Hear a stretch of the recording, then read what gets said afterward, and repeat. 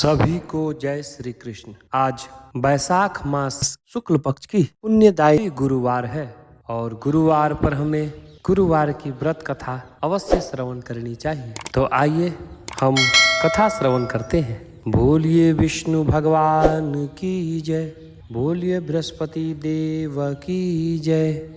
और यह कथा पूरी जरूर सुने, क्योंकि आधा कथा श्रवण करने से दोष लगता है। इस कारण से जब भी आप कथा प्रारंभ करें तो इससे पूरी कथा सुननी चाहिए। जब आप पूरी कथा श्रवण करेंगे तभी आपको पूरा फल प्राप्त होगा। तो आइए हम कथा श्रवण करते हैं। बोलिए विष्णु भगवान की जय, बोलिए बृहस्पति देव की जय। भारतवर्ष में एक प्रतापी और महादानी राजा राज्य करता था। वह नित्य गरीब और ब्राह्मणों की सहायता करता था। यह बात उसकी रानी को अच्छी नहीं लगती थी। वह न तो गरीब को दान देती थी और न ही भगवान का पूजन करती थी, और राजा को भी दान देने से मना किया करती थी। एक दिन राजा शिकार खेलने वन को गए हुए थे, तो रानी महल में अकेली थी। उसी समय बृहस्पति देव साधु का वेश बनाकर राजा के महल में भिक्षा के लिए गए और भिक्षा मांगने लगे। तो रानी ने भिक्षा देने से इनकार कर दिया और कहा, हे साधु महाराज, मैं तो दान पुण्य से तंग आ गई हूँ।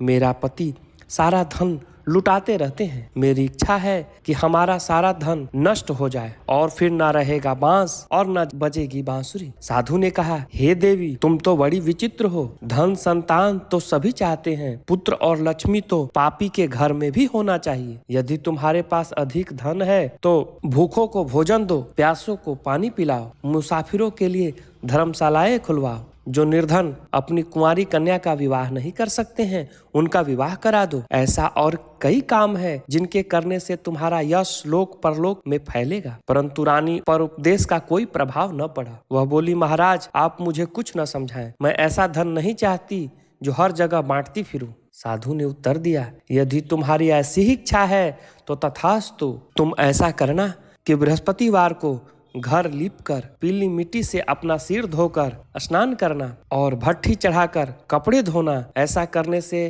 तुम्हारा सारा धन नष्ट हो जाएगा। इतना कहकर वह साधु महाराज वहां से चले गए। साधु के अनुसार कई बातों को पूरा करते हुए रानी को केवल 3 बृहस्पतिवार ही बीते थे कि उसका समस्त धन संपत्ति नष्ट हो गया। भोजन के लिए राजा का परिवार तरसने लगा। तब एक दिन राजा ने रानी से बोला, हे रानी, तुम यहीं रहो, मैं दूसरे देश को जाता हूँ, क्योंकि यहाँ पर सभी लोग मुझे जानते हैं, इसलिए मैं कोई छोटा कार्य नहीं कर सकता। ऐसा कहकर राजा परदेश चला गया। वहाँ वह जंगल से लकड़ी काट कर लाता और शहर में बेचता। इस तरह वह अपना जीवन बिताने लगा। इधर राजा के परदेश जाते ही रानी और दासी दुखी रहने लगी। एक बार जब रानी और दासी को 7 दिन तक भोजन बिना रहना पड़ा, तो रानी ने अपनी दासी से कहा, हे दासी, पास ही के नगर में मेरी बहन रहती है, वह बड़ी धनवान है। तू उसके पास जा और कुछ ले आ, ताकि थोड़ी बहुत गुजर बसर हो जाए। दासी रानी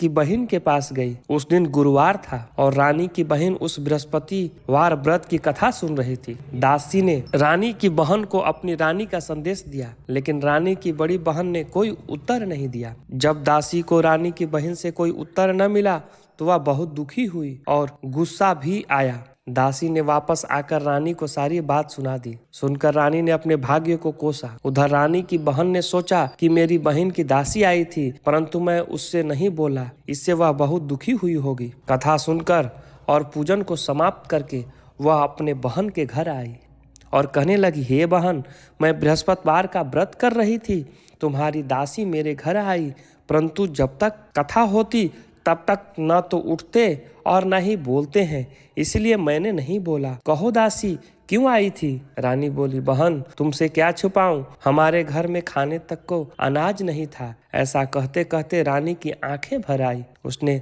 दासी समेत पिछले 7 दिनों से भूखे रहने तक की बात अपनी बहन को विस्तार पूर्वक सुना दी। रानी की बहन बोली, देखो बहन, भगवान बृहस्पति देव सबकी मनोकामना को पूर्ण करते हैं। देखो, शायद तुम्हारे घर में अनाज रखा हो। पहले तो रानी को विश्वास ही नहीं हुआ, पर बहन के आग्रह करने पर उसने अपने दासी को अंदर भेजा तो सचमुच अनाज से भरा एक घड़ा मिल गया। यह देखकर दासी को बड़ी हैरानी हुई। दासी रानी से कहने लगी, हे रानी, जब हमको भोजन नहीं मिलता तो हम व्रत ही तो करते हैं, इसीलिए क्यों ना इनसे व्रत और कथा की विधि पूछ ली जाए ताकि हम भी व्रत कर सकें। तब रानी ने अपने बहन से बृहस्पतिवार व्रत के बारे में पूछा। उसकी बहन ने बताया, बृहस्पतिवार के व्रत में चने की दाल और मुनक्का से विष्णु भगवान का केले की जड़ में पूजन करें तथा दीपक जलाएं, व्रत कथा सुने और पीला भोजन ही करें। इसमें बृहस्पति देव प्रसन्न होते हैं।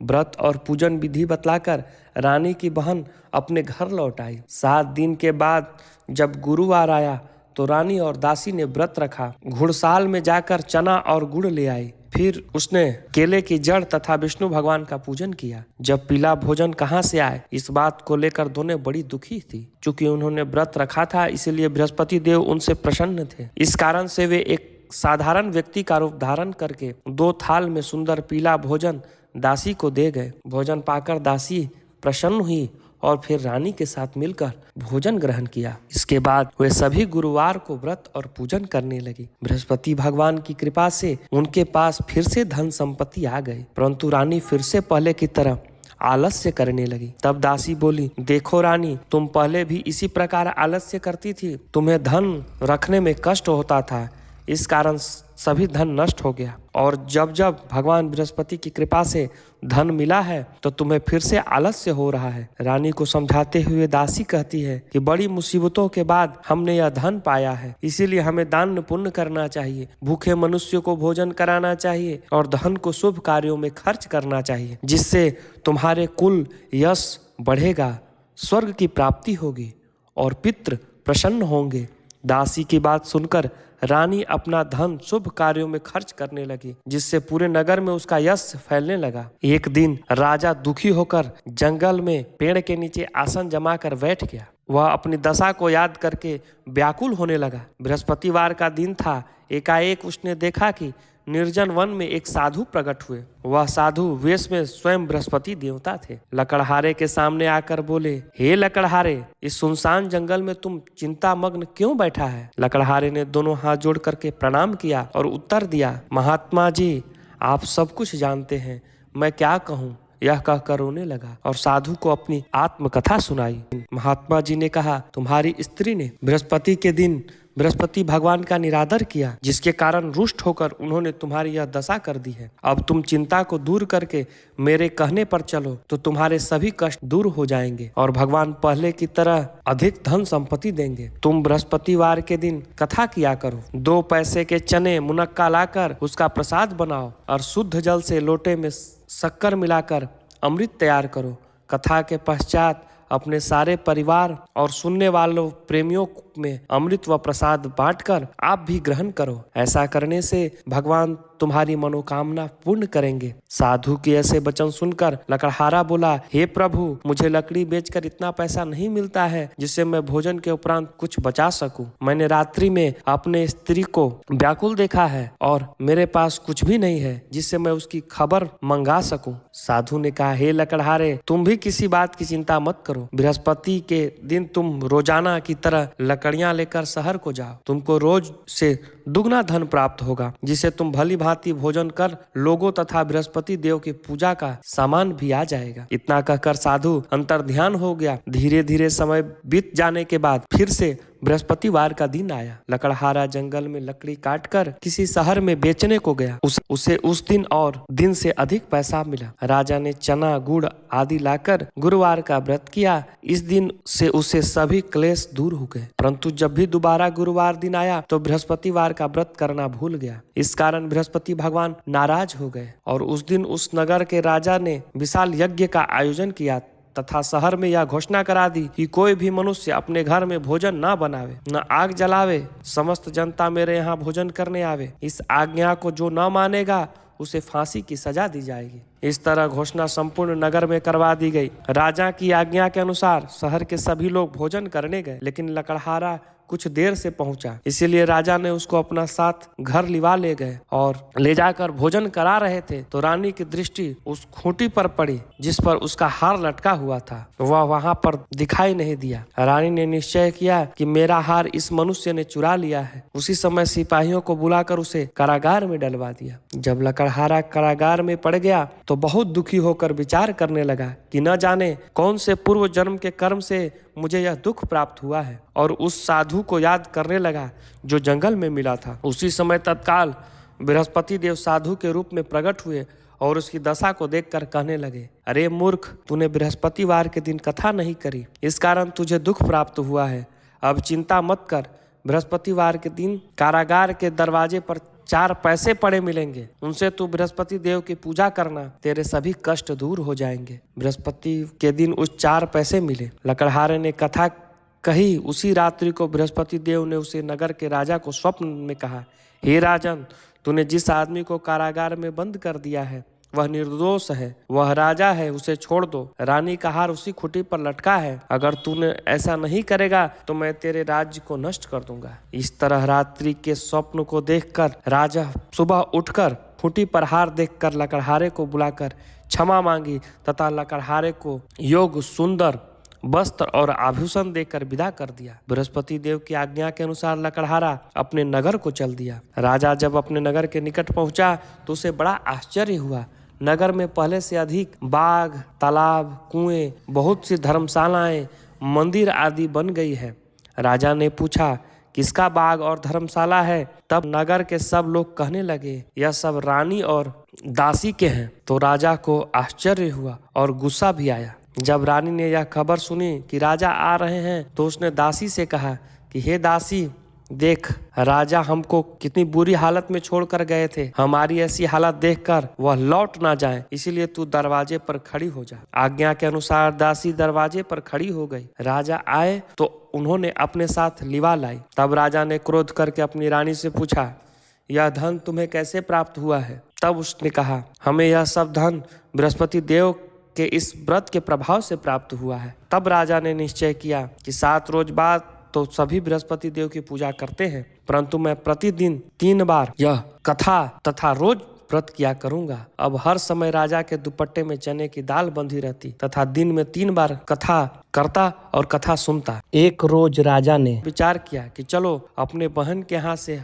हो आओ। इस तरह निश्चय करके राजा घोड़े पर सवार होकर अपने बहन के यहाँ चलने लगा। मार्ग में उसने देखा कि कुछ आदमी एक मुर्दे को लिए जा रहे हैं। उन्हें रोककर राजा कहने लगा, अरे भाइयों, मेरी बृहस्पति देव की कथा सुन लो। वे बोलो, लो, हमारा तो आदमी मर गया है, इसको अपनी कथा की पड़ी है। परंतु कुछ आदमी बोलो, अच्छा कहो, हम तुम्हारी कथा भी सुनेंगे। राजा ने दाल निकाली और जब कथा आधी हुई तो मुर्दा हिलने लगा, और जब कथा समाप्त हो गई तो राम राम करके मनुष्य उठकर खड़ा हो गया। आगे मार्ग में उसने एक किसान खेत में हल चलाता मिला। राजा ने उसे देखकर और उससे बोला, अरे भैया, तुम मेरी बृहस्पतिवार की कथा सुन लो। किसान बोला, जब तक मैं तेरी कथा सुनूंगा तब तक 4 हरैया हर जोत लूंगा। जा अपनी कथा किसी और को सुनाना। इस तरह राजा आगे चलने लगा। राजा के हटते ही बैल पछाड़ खाकर गिर गया तथा किसान के पेट में बड़ी जोर का दर्द होने लगा। उसी समय उसकी माँ रोटी लेकर आई। उसने जब यह देखा तो अपने पुत्र से सब हाल पूछा और बेटे ने सभी हाल कह दिया। तो बुढ़िया दौड़ी दौड़ी उस घुड़सवार के पास गई और बोली कि मैं तेरी कथा सुनूंगी, तू अपनी कथा मेरे खेत पर चलकर ही कहना। राजा ने बुढ़िया के खेत पर जाकर कथा कही, जिसके सुनते ही बैल उठकर खड़े हो गए। किसान का पेट का दर्द भी सही हो गया। राजा अपने बहन के घर पहुंचा। बहन ने भाई की खूब मेहमान नवाजी की। दूसरे रोज प्रातःकाल राजा जगा तो वह देखने लगा कि सब लोग भोजन कर रहे हैं। राजा ने अपने बहन से कहा, ऐसा कोई मनुष्य है जिसने भोजन नहीं किया है? वह मेरी बृहस्पतिवार की कथा सुन ले। बहन बोली, हे भैया, यह देश ऐसा ही है कि पहले यहाँ लोग भोजन करते हैं, बाद में दूसरा काम करते हैं। अगर कोई पड़ोस में हो तो देख। वह ऐसा कहकर देखने चली गई।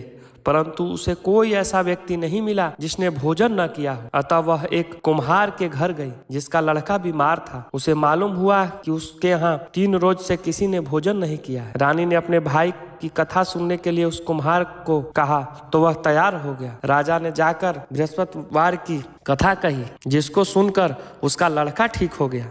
अब तो राजा की प्रशंसा होने लगी। एक रोज राजा ने अपने बहन से कहा कि हे बहन, हम अपने घर को जाएंगे, तुम भी तैयार हो जा।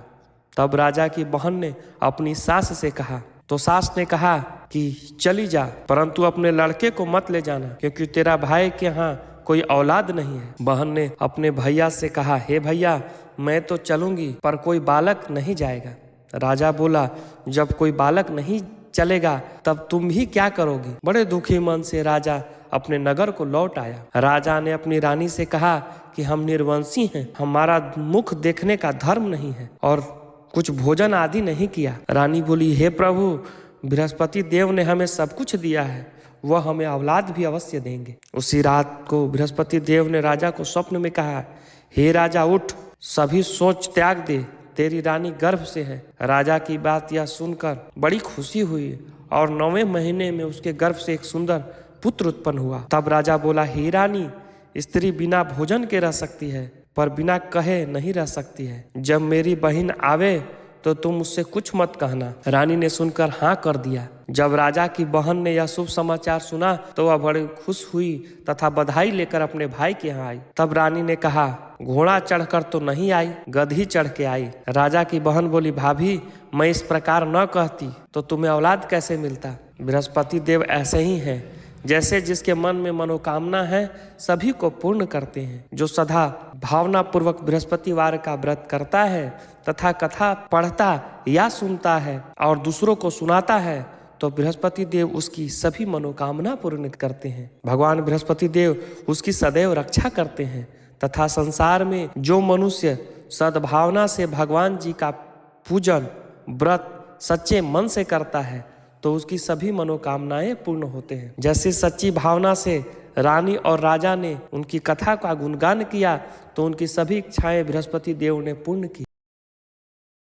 आइए अब हम आगे की कथा श्रवण करते हैं। बहुत प्राचीन काल में एक ब्राह्मण रहता था। वह बहुत ही गरीब था, उसके यहाँ कोई संतान भी नहीं थी। उसकी स्त्री बहुत मलिनता के साथ रहती थी। वह स्नान न करती थी, किसी देवता का पूजन न करती थी। इससे ब्राह्मण देवता बड़े दुखी थे। बेचारे बहुत कुछ कहते थे किंतु उसका परिणाम कुछ न निकलता था। भगवान की कृपा से ब्राह्मण की स्त्री कन्या के रूप में रत्न पैदा हुई। कन्या बड़ी होने पर स्नान करके विष्णु भगवान का जाप व बृहस्पतिवार का व्रत करने लगी। अपने पूजन पाठ को समाप्त करके विद्यालय जाती तो मुट्ठी में जौ भर के ले जाती और पाठशाला के मार्ग में डालते जाती। ये जौ स्वर्ण के हो जाते। लौटते समय उसे बीन कर घर ले आती थी। एक दिन वह बालिका सूप में उस सोने के जौ को फटक कर साफ कर रही थी कि उसके पिता ने देख लिया और कहा हे बेटी, सोने के जौ के लिए सोने का सूप होना चाहिए। दूसरे दिन बृहस्पतिवार था। इस कन्या ने व्रत रखा और बृहस्पति देव से प्रार्थना करके कहा मैं आपकी पूजा सच्चे मन से की है तो मेरे लिए सोने का सूप दे दो। बृहस्पति देव ने उसकी प्रार्थना स्वीकार कर ली और रोजाना की तरह वह कन्या जो फैलाती हुई जाने लगी। जब लौट कर जौ बीन रही थी तो बृहस्पति देव की कृपा से उसे सोने का सूप मिला। उसे वह घर ले आई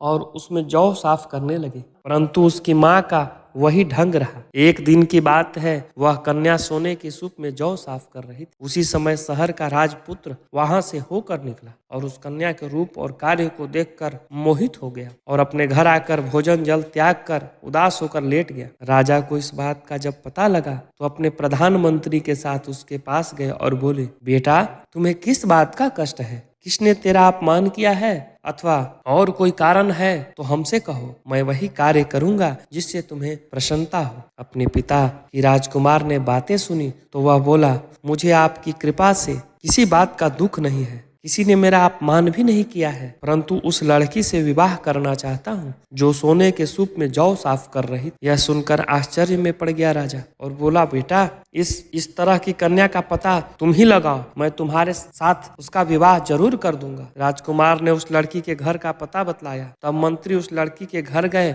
और ब्राह्मण देवता को सभी हाल बतलाया। ब्राह्मण देवता राजकुमार के साथ अपनी कन्या का विवाह करने के लिए तैयार हो गए और विधि विधान के अनुसार ब्राह्मण की कन्या का विवाह राजकुमार के साथ हो गया। कन्या के घर जाते ही पहले की भांति उस ब्राह्मण देवता के घर में गरीबी का निवास हो गया। जब भोजन के लिए अन्न बड़ी मुश्किल से मिलता था। एक दिन दुखी होकर ब्राह्मण देवता अपने पुत्री के पास गए। बेटी ने पिता को दुखी अवस्था में देखकर अपनी माँ का हाल पूछा। तब ब्राह्मण ने सभी हाल कहा। कन्या ने बहुत सारा धन देकर अपने पिता को विदा कर दिया। इस तरह ब्राह्मण का कुछ समय सुखपूर्वक बीता। कुछ दिन बाद फिर वही हाल हो गया। ब्राह्मण फिर अपनी कन्या के यहाँ गया और सारा हाल कहा। तो लड़की बोली, हे पिताजी, आप माता जी को यहाँ लिया लाओ, मैं उसे विधि बता दूंगी जिससे गरीबी दूर हो जाएगा। वह ब्राह्मण देवता अपनी स्त्री को साथ लेकर पहुंचे तो अपनी माँ को समझाने लगी, हे माँ, तुम प्रातः काल सबसे पहले स्नान आदि करके विष्णु भगवान का पूजन करो तो सब दरिद्रता दूर हो जाएगी। परंतु उसकी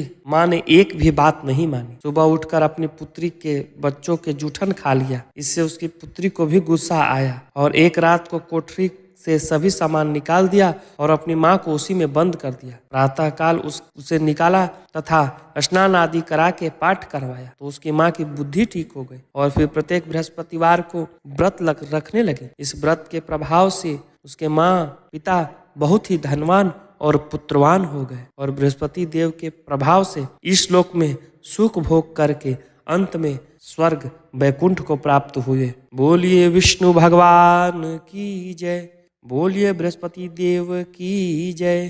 कथा श्रवण करने के बाद हमें आरती जरूर करनी चाहिए। तो आइए हम बृहस्पति देव की आरती करते हैं। ओम चंद्रमा मनसो चक्षुः सूर्यो अजायत श्रोत्राद्वायुश्च प्राणश्च मुखात् अग्निरजायत। जय बृहस्पति देवा, ओम जय बृहस्पति देवा। छिन छिन भोग लगाऊं, छिन छिन भोग लगाऊं, कदली फल मेवा। ओम जय बृहस्पति देवा, तुम पूरण परमात्मा, तुम अंतर्यामी स्वामी, तुम अंतर्यामी। जगत पिता जगदीश्वर, जगत पिता जगदीश्वर, तुम सबके स्वामी। ओम जय बृहस्पति देवा, चरणामृत निज निर्मल, सब पातक हरता स्वामी, सब पातक हरता। सकल मनोरथ दायक, सकल मनोरथ दायक, कृपा करो भरता। ओम जय बृहस्पति देवा, तन मन धन अर्पण कर, जो जन शरण पड़े स्वामी, जो जन शरण पड़े। प्रभु प्रगट तब हो कर, प्रभु प्रगट तब हो कर, आकर द्वार खड़े। ओम जय बृहस्पति देवा, दीन दयाल दयानिधि, भक्तन हितकारी स्वामी, भक्तन हितकारी। पाप दोष सब हरता, पाप दोष सब हरता, भव बंधन हारी। ओम जय बृहस्पति देवा, सकल मनोरथ दायक, सब संशय तारो स्वामी, सब संशय तारो। विषय विकार मिटाओ, विषय विकार मिटाओ, संतन सुख कार्य। ओम जय बृहस्पति देवा, जो कोई आरती तेरी प्रेम सहित गावे स्वामी, प्रेम सहित गावे। ज्येष्ठानंद बंद सो सो निश्चय पावे। ओम जय बृहस्पति देवा। प्रेम से बोलिए विष्णु भगवान की जय। प्रेम से बोलिए बृहस्पति देव की जय। आरतिक्यम समर्पयामि। पहुंचेगा। मिलते हैं नेक्स्ट वीडियो में, तब तक के लिए जय श्री कृष्ण।